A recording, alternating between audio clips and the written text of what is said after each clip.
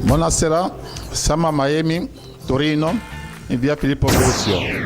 Vittoria Risi è a Miami, Torino. Chiediamo a Vittoria Risi che cosa ne pensa di Torino e del locale Miami.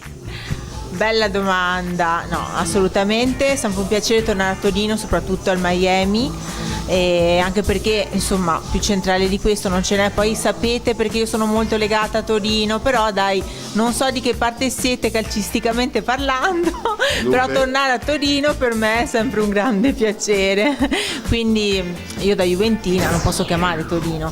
E poi Torino insomma offre molte cose, oltre a noi, oltre al Miami che è un divertimento notturno, ha molti divertimenti anche. Io quando mi sveglio tardi, perché qua le notti sono lunghe, quando mi sveglio tardi alla mattina giro molto spesso a Torino, è bella per lo shopping, è bella perché ci sono un sacco di mostre da vedere, poi tornare qui e divertirmi assieme a Sergio, assieme a voi torinesi è sempre un grande piacere.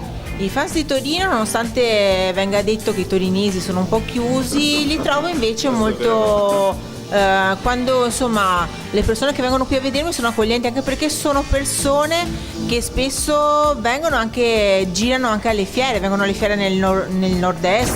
Ancora grazie a tutti, ci vediamo in presenza di Vittoria Risi. Ciao a tutti.